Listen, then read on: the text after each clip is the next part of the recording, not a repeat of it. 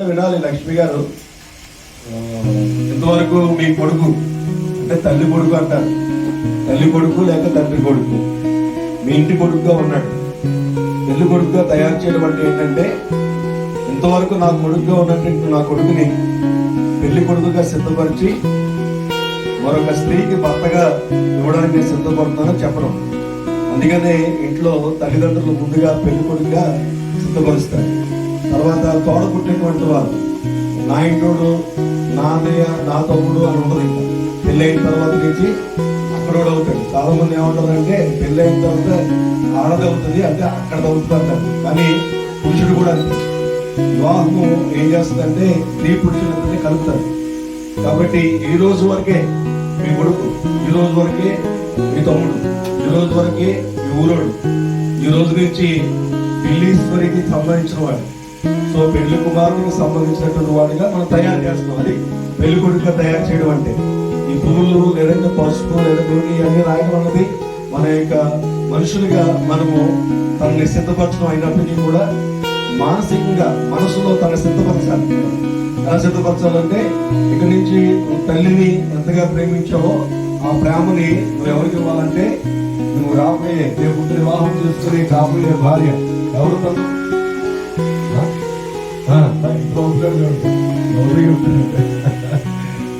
ఢిల్లీశ్వరికే ఇంకా నువ్వు సొంతం అవ్వాలని వెలుగుడికి కార్యక్రమం అంటే అది. ఇంకా నువ్వు నీ వాడు కాదు. ఈ రోజుతో నీ ఇష్టాలు, నీ బంధాలు, నీ బంధుగాలు, నీకు అన్ని కూడా ఇక్కడ ఈ రోజుతో నేను ఎప్పుడైతే నూనె రాసి నేను పాస్టర్ గారు ప్రార్థన చేస్తామో ఈ రోజుతో క్లోజ్ అయిపోయింది. ఇక నుంచి నువ్వు ఎవరు వాడు అవుతావంటే, ఈ పెళ్లి తల్లి కొడుకు పెళ్లి కొడుకుగా తయారయ్యి భర్తగా మార్చబడతాడు.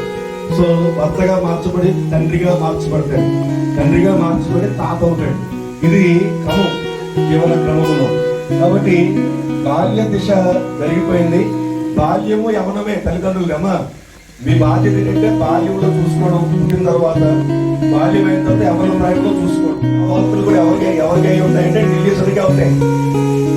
దాని మీద భక్తులన్నీ అమ్మా అంతేనా. పెళ్ళైన తర్వాత అది దానికి ఇష్టమైతే మనం పెళ్లి కూడా తయారు చేస్తాం. లేదంటే బాగా పెళ్లి అయిన తర్వాత కూడా మా ఇంటోడే అంటే మరి పెళ్లి కొడుకు చేయక్కలేదు. చేద్దామా? చేయద్దా? రైట్. సభ్యులు వచ్చిన ప్రార్థన పాస్టర్ చేస్తారు. చేసిన తర్వాత మేమిద్దరం మనసుని ఇక్కడ నూనె రాసి దాన్ని పెళ్లి కొడుకుగా సిద్ధపడతాం.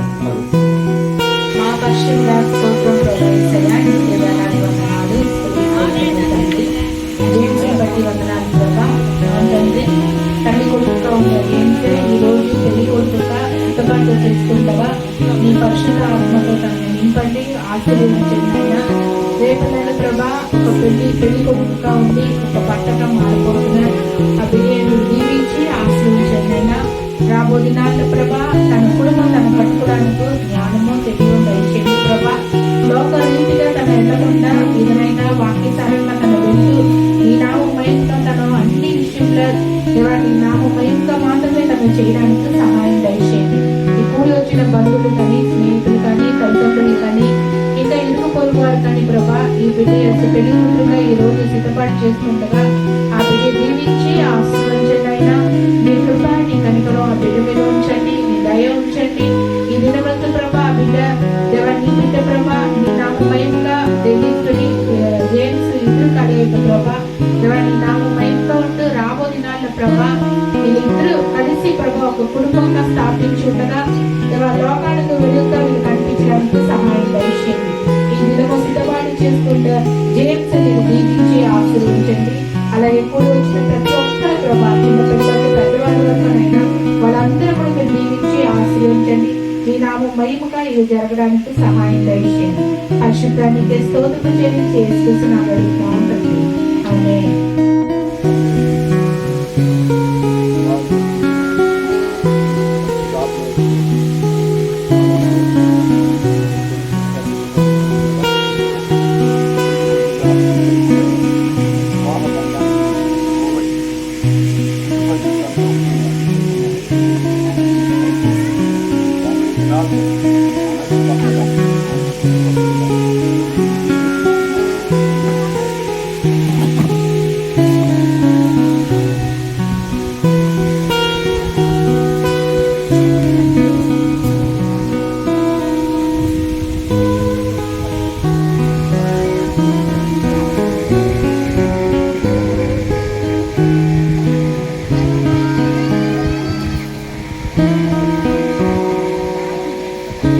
తల్లి మీరు రావాలి.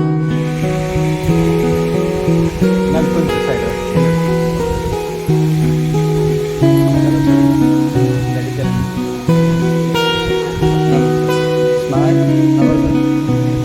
హెడ్ కొంచెం డౌన్ చేయండి, హెడ్ డౌన్ చేయండి, స్పెక్స్ వేసుకుంటాం.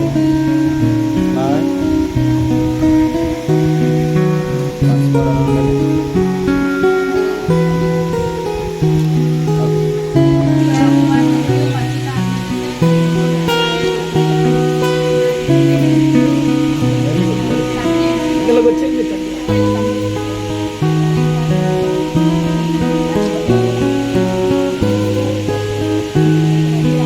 అదే అదే రాసుకోండి. తెలుగు రాసుకోండి. అసలు అప్పుడు ఎందుకు వెళ్ళిపోతారు?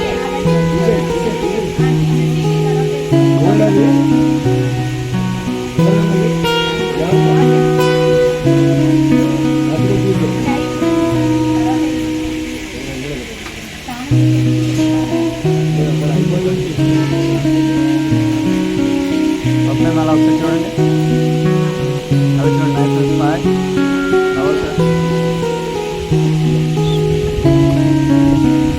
చెప్పలు కొడుతూ ఉండదు. నార్మల్ అవుతుంది.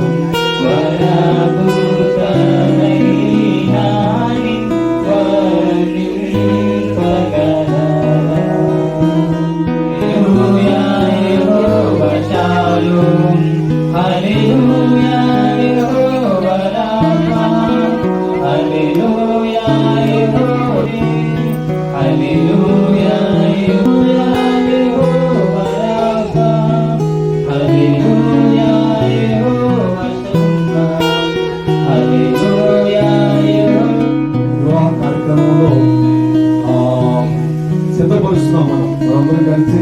మరి జేమ్స్ వాళ్ళ అక్క, వాళ్ళ అమ్మగారు, అలాగే వాళ్ళ అక్క చెల్లి అందరూ కూడా కొంచెం సైన్స్ అలా తీస్తే అంటే అలా కనిపిస్తారు. ఎవరికి కనిపించట్లేదు. అందరూ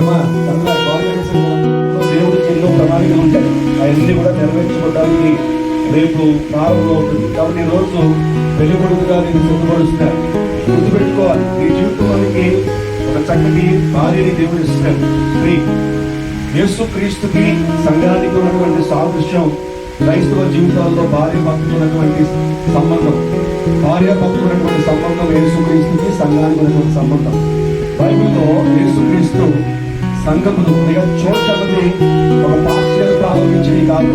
చర్చ్ అన్నది యేసు క్రీస్తే సులువు మీద మరణించి తిరిగి లేచి సంపాదించుకుంది.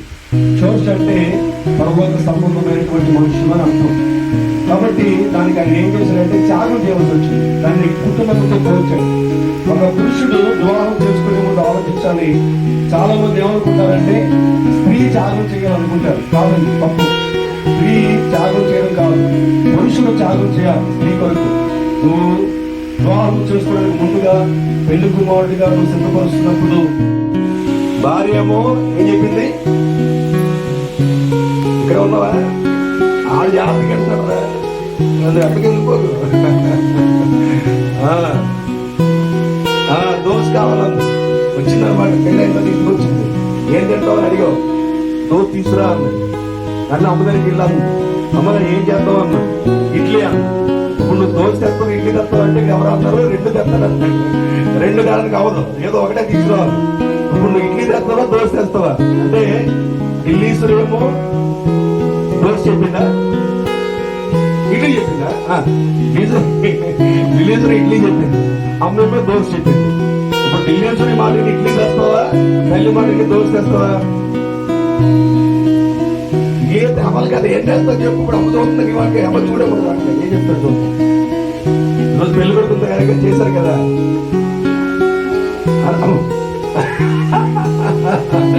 దానికి మీరు సిద్ధపాటు కలిగి ఉండాలి.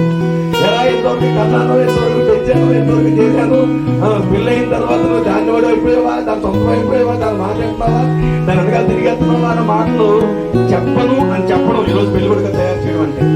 ఇక నేను అలా చేయను, నా కొడుకుని కంప్లీట్ గా తన చేతిలో పెడతాను, మధ్యలో వెళ్ళను అని చెప్పడం. అప్పుడు కుటుంబాలు బాగుంటాయి. ఈ రోజులో కుటుంబం ఈ విధంగా కానీ నువ్వు సిద్ధపడి ఉంటే నీ కుటుంబము ఎన్ని కాయలు ఎన్నుకోవాలండి, 3 పువ్వులు 6 కాయలుగా ఉంటుంది. చక్కగా బలవంతంగా ఉంటుంది, ఆశీర్వాదకరంగా ఉంటుంది. అలా కాకుండా నువ్వు కన్ఫ్యూజ్ అయిపోయి వీళ్ళిద్దరిని టెన్షన్ పెట్టేసావు అనుకో, కుటుంబం అంతా కూడా టెన్షన్ అయిపోతుంది. అంటే ఏంటంటే మీరిద్దరూ కలిసి తల్లిని చూడాలి, అలాగే తల్లి మీరిద్దరిని కూడా కలిపి ఉంచినట్టుగానే ప్రయత్నం చేయాలి. మీరిద్దరి ఇష్టాలే మీ జీవితంలో నెరవేర్చుకోవాలి. రాబోయే దినాల్లో దేవుడు ఆ విధంగా నిన్ను దీవించును గాక.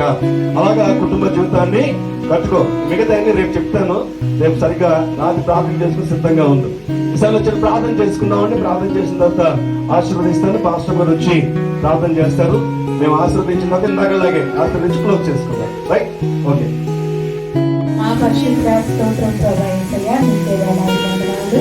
స్తోత్రం ప్రభా, నిజమైన జయంత పెళ్లి కొడుకుగా సిద్ధపాటు చేసి రేపు దినానికి ప్రభా ఒక పెళ్లి కొడుకుగా సిద్ధపాటు చేసి ఉన్నారు తండ్రి. సహాయం దర్శనం తర్వాత ఆ బిడ్డ నీ మార్గంలో ఈ లోకంలో నడిచి బావిలో నడవడానికి ఆ బిడ్డ సిద్ధపాటు కలిగి ఉండడానికి సహాయం దర్శనం అయినా నీ ఆత్మతో నింపండి. భార్యతో ఎలా నడుచుకోవాలి, ఇంటికి వచ్చిన పెద్దవాళ్ళతో ఎలా నడుచుకోవాలి, తల్లిదండ్రులు ఎలా చూసుకోవాలన్న పద్ధతి ప్రకారంగా తను నీ ఆజ్ఞకు తన విధేయత చూపించి ముందుకు వెళ్ళే బిడ్డగా ఉండడానికి సహాయం దర్శనం. పెద్దవాళ్ళకి లోపడిన బిడ్డగా ఉండి పెద్దవాళ్ళకి గౌరవించే బిడ్డగా ఉండడానికి సహాయం దయచేయండి. నీ నామం మయంగా వాళ్ళు ఉంటూ లోకానికి వెలుగుగా వాళ్ళు చూపించుకోవడానికి దయచేయండి. వాళ్ళ కుటుంబాన్ని వాళ్ళు కట్టుకోవడానికి జ్ఞానము, తెలివి, వివేకము దయచేయండి ప్రభావం. వాళ్ళ సొంత జ్ఞానంతో సొంత తెలివితేటతో వాళ్ళు వెళ్ళిపోకుండా నీ మీద ఆధారపడే ఆత్మవిషయం దయచేయండి. జేమ్స్ రేపు ప్రభా పెళ్లి కుమారుడుగా కాకుండా భర్తగా తను సిద్ధపడుతున్నాడు. ఏదైనా తను ఒక యజమానుడిగా ఒక కుటుంబం తను కట్టుకోవడానికి ఒక యజమానుడిగా ఎంతుండగా తన కుటుంబం ఎంత జ్ఞానంతో వివేకంతో తను కట్టుకోవడానికి ఈ దినము సిద్ధపాటు చేస్తుండగా మీరు దీవించి ఆశీర్వచనైనా మీరు ప్రభా రేపు దిన ప్రభా ఆ పెళ్లి కార్యక్రమాలు ఎంతో సక్రమంగా మర్యాదగా క్రమంగా జరగడానికి సహాయం దయచేయండి. వాతావరణం దేవాన్ని ఆలయంలో ఉంచుకున్న మంచి వాతావరణం దయచేయండి. కూడి వచ్చిన ప్రతి బిడ్డ దీవించి ఆశీర్వదించండి. పరిశుద్ధానికి స్తోత్రము చెల్లించి